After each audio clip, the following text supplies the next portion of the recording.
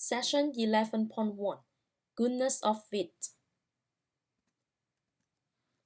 A goodness of fit test is used to test the hypothesis that an observed frequency distribution fits some claimed distribution. Observed frequency, this is just like perform an experiment. Let's look at this example. A gambler wants to test a die to determine whether it is fair. So this guy has a die, and this is a 6-sided die. And he wants to test, is it a fair die? So first think about it. What is the possible outcomes for this 6-sided die? We could get 1, 2, 3, 4, 5, and 6. And what is the meaning of a fair die? If the die is fair, the 6 outcomes have a probability 1/6. Means like the chance to getting the 1, 2, 3, 4, 5, and 6 will be equally, right? Will be 1/6. And now the gambler rolls the die like 60 times. So let's say the first number, he got the 6, and he gonna write it down. Second number, 5, 6, 6. He gonna write down the number what I get in here until he rolled it like 60 times. So we will have the frequency distribution here. First, this is the outcome. This is the possible outcome. Again, we could get 1, 2, 3, 4, 5, and 6. And then the observed frequency, this is just like he performed the experiment. He got like 12 times of 1, 7 times of 2, 40 times of 3, 50 times of 4, 4 times of 5, and 8 times of 6. So when you add up all these numbers, it should be equal to the 60. Okay? Think about it. He just performed this experiment. Let's say tomorrow he gonna roll the same die again. Do you think he gonna get the same number just like here? Probably not, right? Because this is by random. So observed frequency is an experiment. So every time you may get like the different number. Okay, expected frequency. Expected frequency, this is we use the formula to calculate. So the formula for the expected frequency will be E equal to N over K. N is talking about the number of trials. So we roll the die like 60 times, so N equal to 60. And then the K represent the number of different characters. So we have a 6 outcome, so K is gonna be equal to 6. So 60 divided by 6, you're gonna get the 10 here. And this is the expected frequency. Okay, think about it. Let's say tomorrow, I'm gonna calculate the expected frequency again. Will we get the same number? Yes, right? Because this is by the formula. And the N is fixed. We're gonna roll the die like 60 times and we have the 6 outcome. So even tomorrow, you're gonna calculate again, you will have the same expected frequency. So you guys gonna see the difference between the observed frequency and expected frequency, right? Observed frequency is an experiment. So every time you may get a different number. Expected frequency, we calculate by formula. So we will have exactly the same number. Okay, now we want to test the hypothesis. We want to see the frequency counts agree with the camp distribution. So that means we want to see the observed frequency will be agree with the expected frequency. If we do, that means this is a fair die. If the frequency do not agree with the camp distribution, that means the observed frequency is different from the expected frequency. Then this is not a fair die. And then you could see that all the expected frequency are equal. Okay, we do have a 2 parts. First part, the expected frequency are all equal. Second part, we're gonna talk about it. The expected frequency are unequal. Okay, notation. We will have the O. The O represent the observed frequency. And then the E represent the expected frequency. So this is going to be the O here. This is going to be the E here. And then the K represents the number of different categories. So from our example 1, we have 6 outcomes. So my K is going to be equal to 6. N represent the total number of trials. We roll the die like 60 times. So my N will be equal to 60. Requirement. The data have been randomly selected, so when we perform the experiment, that's by random. And the sample's data consists of frequency counts for each of the different categories, means it has to be numerical numbers. For each category, the expected frequency is at least 5. Okay, so look at our example 1 here. You need to check after you calculate the expected frequency is the expected frequency at least 5 for each category. So at least 5, at least 5, at least 5, at least 5 in here. And we do not have any requirement for the observed frequency because the observed frequency is an experiment. And possibly we could get a 0 for one of this number.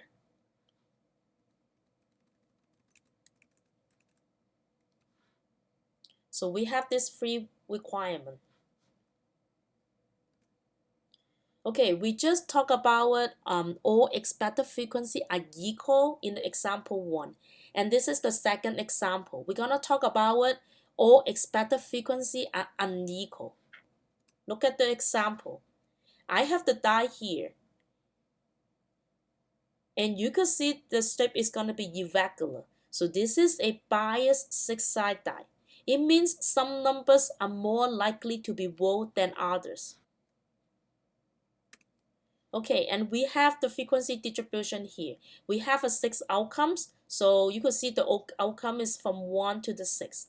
And we have the observed frequency. I just performed an experiment and I wrote it down. What numbers do I get? I got like 24 times of 1, 10 times of 2, 18 times of 3, 6 times of 4, 20 times of 5, 22 times of 6.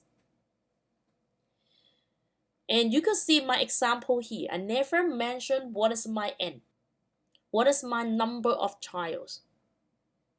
Even though they never tell you what is your N, you could find it out from the observed frequency. You could add up these numbers that will be equal to your N, which is going to be equal to 100. Okay, means I roll 100 times for this die and I got like these numbers. And then you're going to see this is a probability. The probability means that you do have a 25% chance to get the outcome 1, 10% chance to get the outcome of 2, 12% times to get the outcome of 3 in here. Okay, so this is what I say expected frequency are unequal because this is a biased die, so we have a different probability to get on each number. So how can we calculate the expected frequency? Since they have a different probability, we need to calculate the expected frequency one by one. So first, D1, we are talking about this one. We'll be using the N times the P1 here. And we have the 100, and then the probability is going to be 25%, right? So it's going to be 100 times 0.25. You're going to get 25 in here. And then we're going to calculate the expected frequency for the outcome 2. Same idea, use the 100 times the 10%, which is going to be equal to 10. Okay, and then you're going to keep going, calculate the expected frequency like one by one. So you could get this number. And this is the second example that all the expected frequency are unequal. So now we're going to perform the hypothesis testing. We want to see if the frequency counts agree with the Kram distribution. So the frequency counts talking about like the observed frequency will be agree with the Kram distribution, like that 25% in here.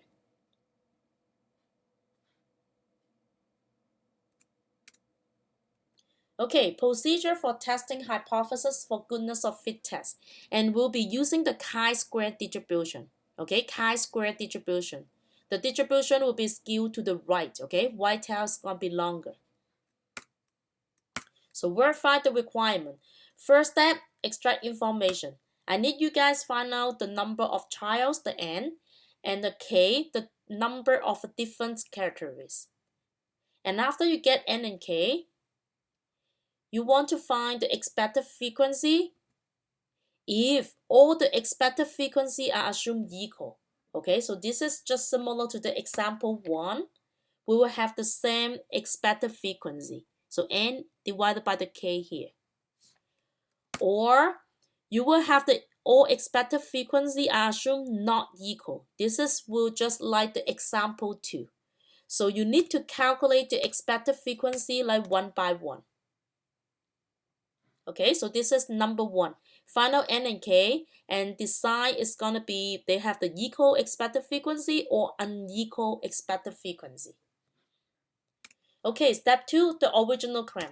The original claim depends on the claim statement, will be similar to the null hypothesis or alternate hypothesis. So step 3, identify the null and alternate hypothesis. And keep in mind for these sessions, we always have the white tail. Okay, always have the white tail. We don't have the left tail test. We don't have the two tail test. Okay, the null hypothesis. The frequency counts agree with the claim distribution. So we want to see if the observed frequency will be agree with the claim distribution just like the expected frequency. Or the alternate hypothesis. The frequency counts do not agree with the claim distribution. Okay, so the observed frequency will be different from the expected frequency. And for the null and alternate hypothesis, we have the two ways to write on it. Either you could use the complete sentence in English, write it like this way. Or for the equal expected frequency, I'm gonna write it down since they have equal expected frequency. So probabilities 1 will be equal to P2, will be equal to P3, P4, depends on what is your K equal to. Okay, so this is gonna be my null hypothesis. Alternate hypothesis will say at least one of the proportion or probabilities is not equal to the given claim value. Okay, so at least one of them is gonna be equal. If you have the questions unequal expected frequency, then you will be specific to write down what is the proportion for each numbers in here. Okay, and then alternate hypothesis, at least one of the proportion is not equal to the given claim value. Again, you only need to pick one. Either you could write it like this way or you could write it like this way. Only pick one method.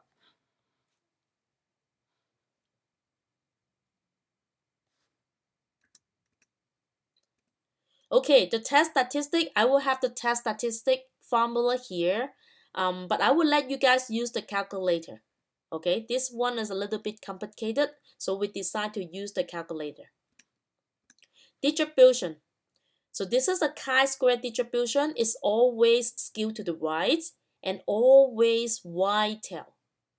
So we have the test statistic here. Use the test statistic to find the p-value. Okay, similar to chapter 8 and chapter 9.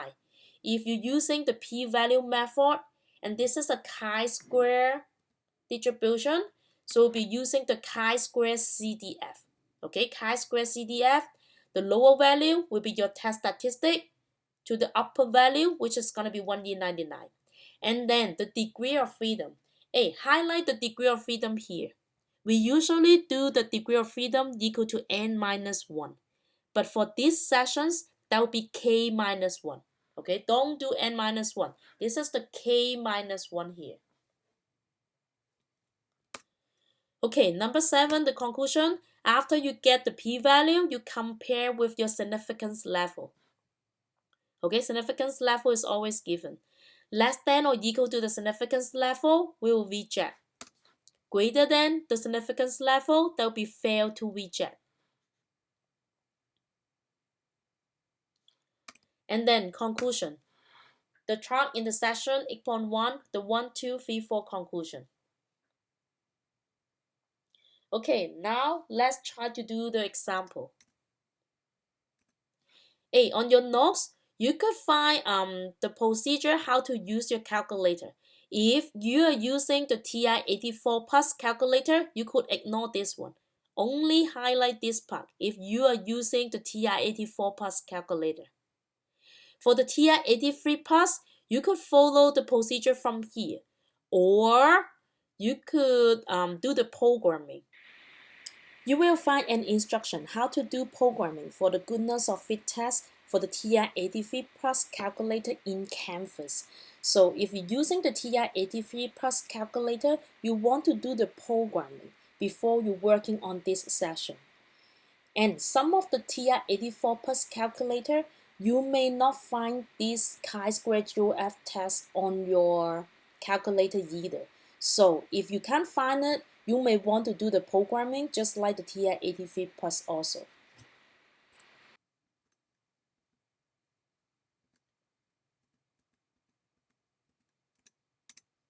Okay, first example, we'll be using the p-value method. The author drew a hole in a die and filled it with a lead weight, then proceeds to roll it 200 times. Here are the observed frequency for the outcomes of 1, 2, 3, 4, 5, 6, and this is going to be the observed frequency. Okay, so this is the outcome, this is the observed frequency. Use a 0.05 significance level to test the claim that the outcomes are not equally likely. So first, I want you guys find out the N and the K.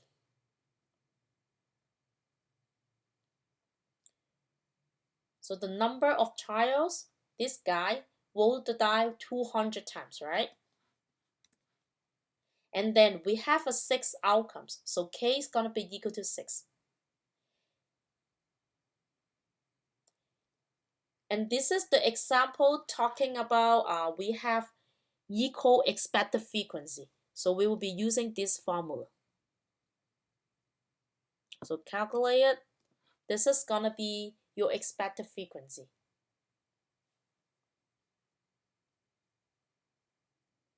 Okay, original claim. Before we working on the original claim, you could write down the null and alternate hypothesis first.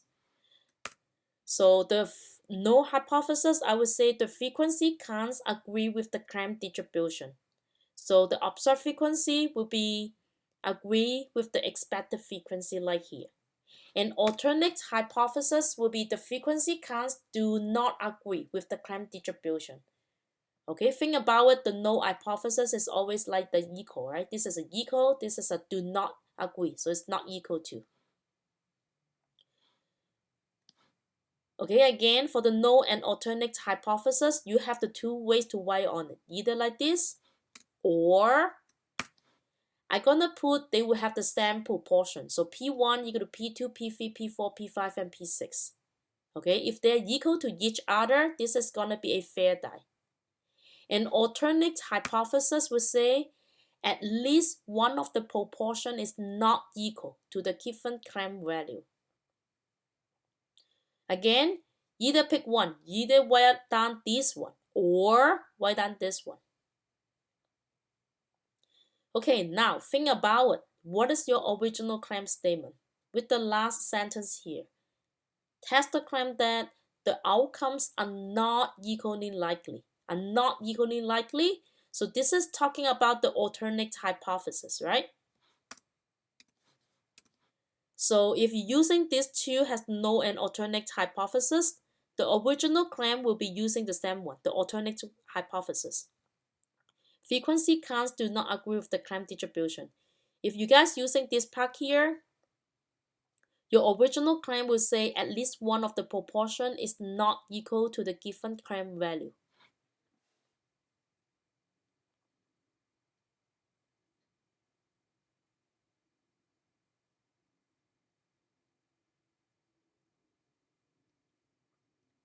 Okay, now we want to compute the value of the test statistic. Again, you want to use your calculator instead of the formula. Okay, so let's use the calculator together. Go to the stat, go to number 1 added. For the L1, you want to plug in the observed frequency. Okay, keep in mind you never plug in the outcomes, only observed frequency on the L1. So 27, enter, 31, enter, 42, enter, 40, 28, and 32. And then for the L2, you want to plug in your expected frequency. We find the expected frequency will be 33.33, and they do have the equally expected frequency. So I'm gonna put all of them expected frequency for 33.33.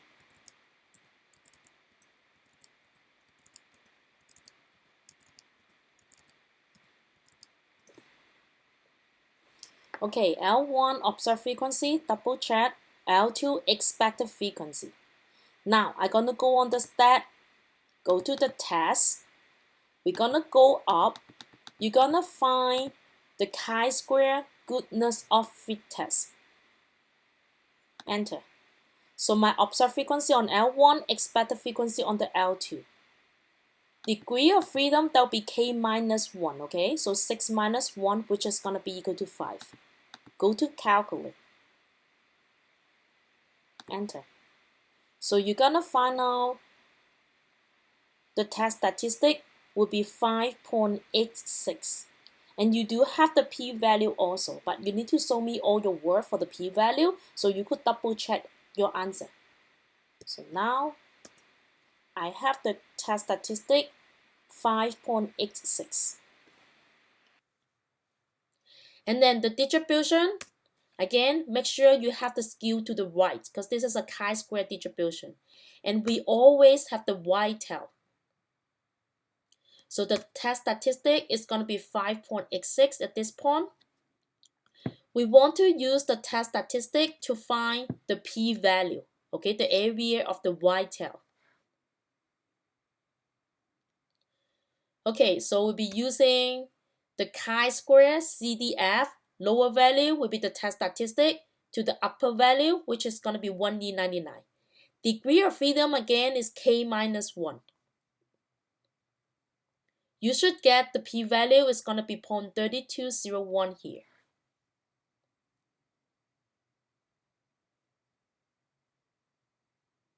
Okay, now you want to compare with your significance level. So significance level is going to be 0.05. So p-value greater than the significance level, so we will have a fail to reject. Okay, fail to reject. And what is the conclusion? So look at the original claim. This is go to the alternate hypothesis, right? So it's either number 3 or number 4 conclusion, and we have a fail to reject. So that will be the number 4 conclusion.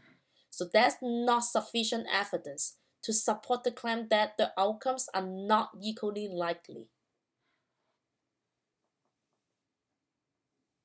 So means that this is going to be a fair die.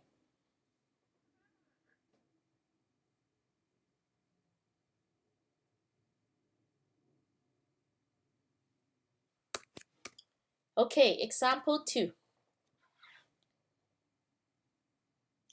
Employers wants to know which days of the week employees are absent in a 5-day week.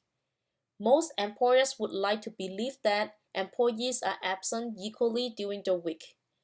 Suppose a random sample of 60 managers were asked on which day of the week they had the highest number of employees absent. The results were distributed as below.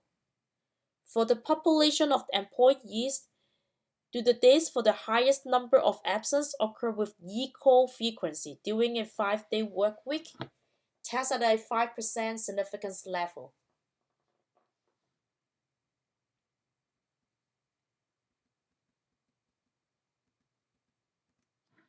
Okay, we still have the X step here, but this time we want to use the critical value method. Okay, critical value method.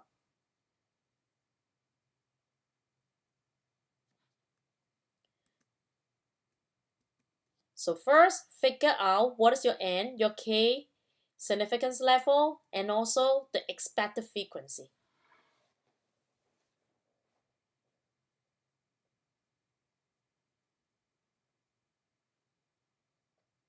Okay, you should have 60, the sample size should be 60. And then the K, we have a 5 different categories. Significance level is a 5%. So calculate the expected frequency. You should get 12. Okay, write it down here. So again, number of absence, this is observed frequency. Expected absence, this is going to be expected frequency. Okay, think about the null and alternate hypothesis. And then write down your original claim also.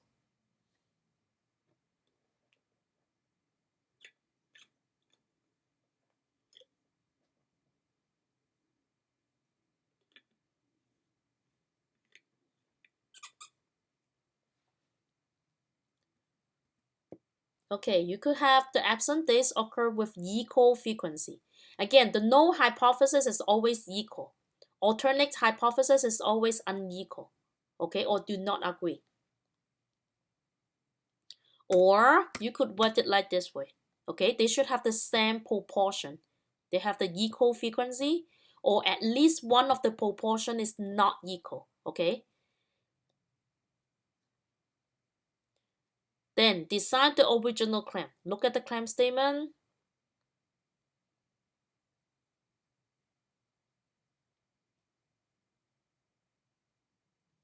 Do the days for the highest number of absence occur with the equal frequency? Okay, equal frequency. So should we go to the null hypothesis, right? Or write it like this way.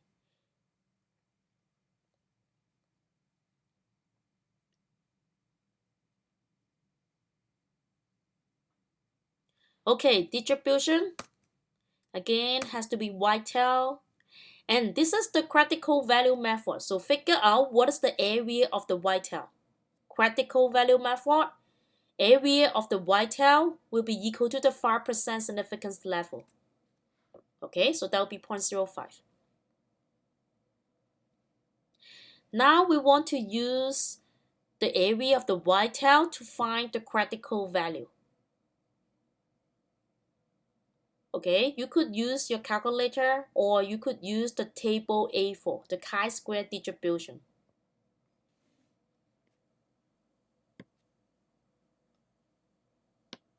Okay, let's look at your chi-square distribution, the table A4. So the area on the whitetail is going to be 0.05. So we're going to look at the 0.05 here. Okay, area of the whitetail is 0.05. And then the degree of freedom, which is going to be K minus 1, is going to be 4. So 4 here, 0.05. You should get this number. Okay, one more time. Area to the right is 0.05. And the degree of freedom is going to be 4. So you should get the critical value 9.488. Okay, 9.488.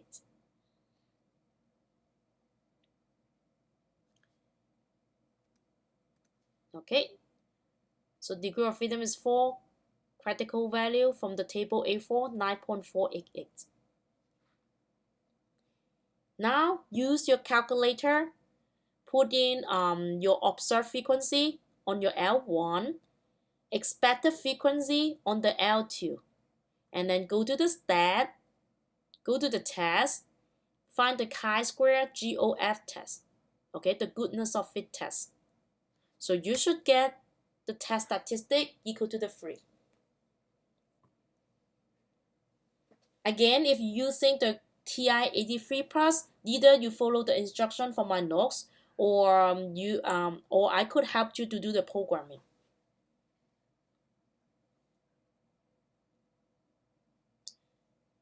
And then after you find the test statistic, where is your test statistic located? Okay, should be in the critical region or is not in the critical region. So 3 should be somewhere like here. Okay, So the test statistic is not in the critical region, so we fail to reject. Okay, fail to reject. And then conclusion. So the original claim goes to the null hypothesis, so either number 1 or number 2. And we have failed to reject. So number 2 conclusion. There's not sufficient evidence to warrant rejection of the claim.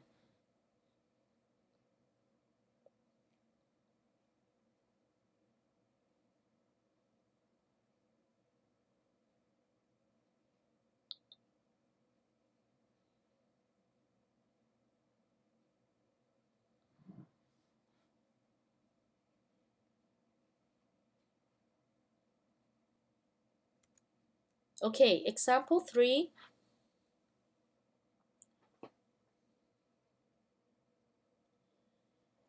A package of 100 candies are distributed with the following color percentage: 11% red, 22% orange, 13% yellow, 11% brown, 25% blue, and 80% green.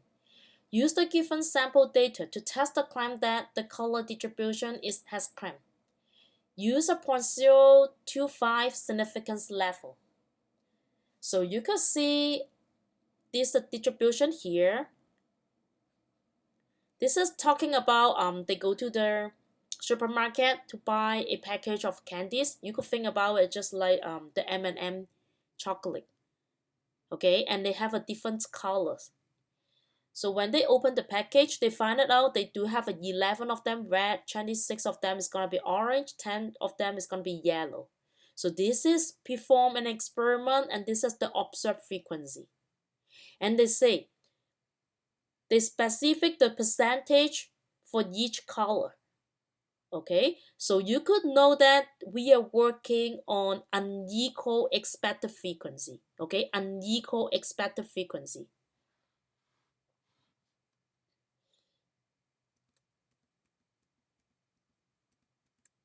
So we'll be using the p-value method.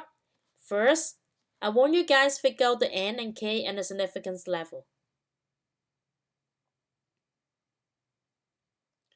So we have 100 candies. So this is gonna be the trials, number of trials. The k equal to 6 because we have 1, 2, 3, 4, 5, 6. 6 different color. Significance level is gonna be given 0.025. Okay, since we have unequal expected frequency, we need to calculate the expected frequency one by one. So first one, the E1,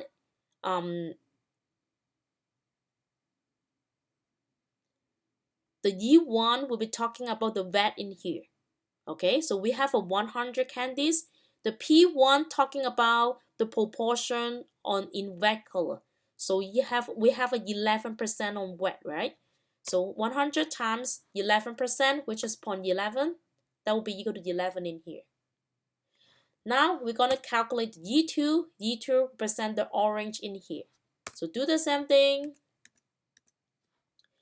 100 times 22% is gonna be orange. So 100 times 0.22.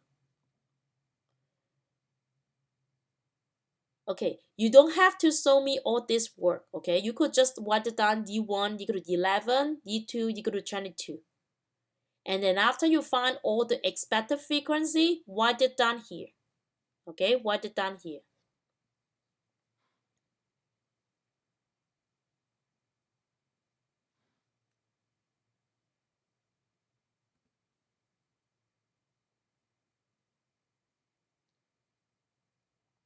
Okay, check your work.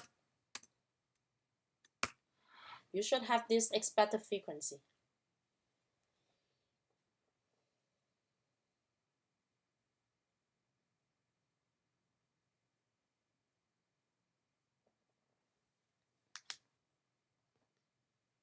Okay, state the null and alternate hypothesis. Okay, this time I will specifics put like the proportion. The P1 talking about like the red will be 11%, so it's gonna be 0.11. The P2 is talking about the orange will be like 22%, so it's gonna be 0.22. Okay, this is talking about the color distribution. It has the clamp distribution. And then alternate hypothesis, at least one of the proportion is not equal to the given clamp value. Okay, remember, you could write it like this way, or you could just like the previous example say the frequency counts agree with the clamp distribution. Alternate hypothesis will be the frequency counts do not agree with the clamp distribution. Okay, original clamp. So with the clamp statement here, test the clamp that the color distribution has clamp. Okay, so this is gonna be has the null hypothesis.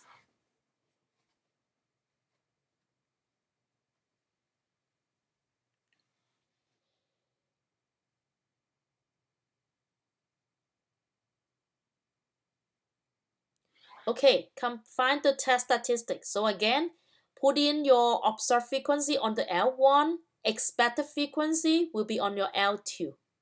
Okay, L1 and the L2. And then go to the stat, go to the test, find the GOF test, okay, the goodness of fit test. You should find the test statistic, the p-value, and also the degree of freedom.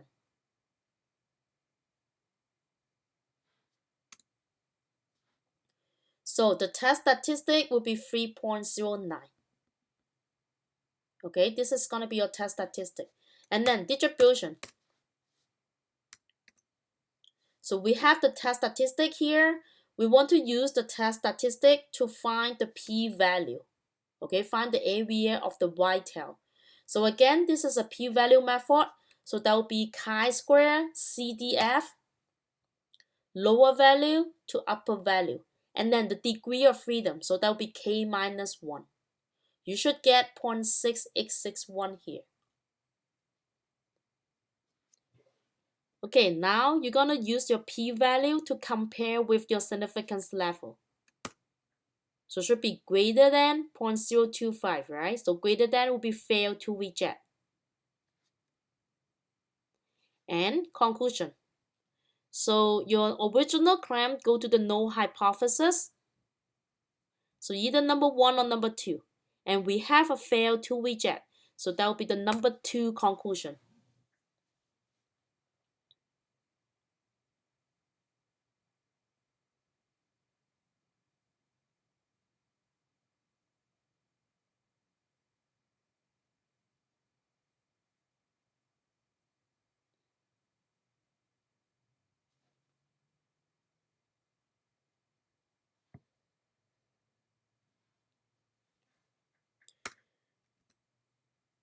Okay, example 4.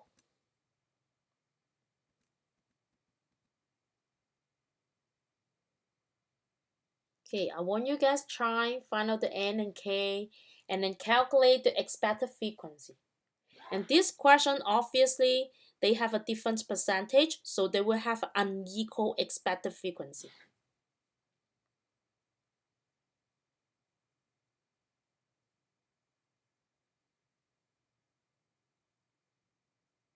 Okay, you should have n equal to 1000, k is 5, okay? Don't put 4 here, count for the different categories. We have a 1, 2, 3, 4, 5. So k should be equal to 5.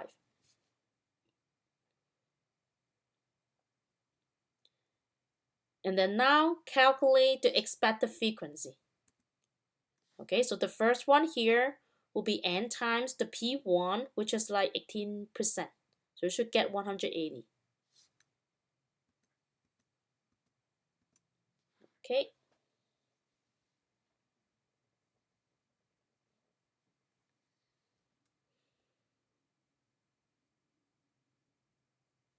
You should get this one here.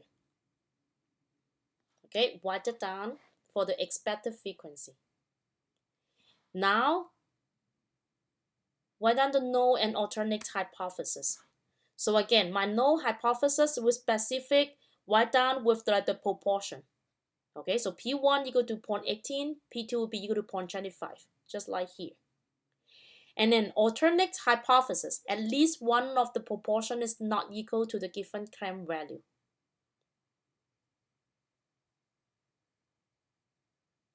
Okay, think about it. What is your original claim?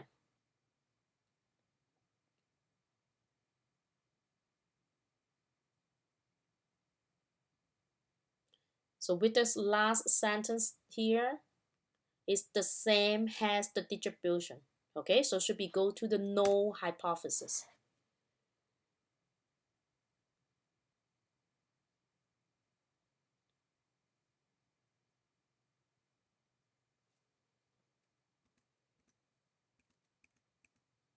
Okay, we want to use the critical value method, so you need to look for your table A4. First, distribution, again, critical value method. So the area of the white tail will be equal to your significance level. So that will be 0.01. What is the degree of freedom? K minus 1, right? So it should be degree of freedom equal to 4. So look at the table A4. Area to the right is 0.01. Degree of freedom is going to be equal to 4. What is your critical value?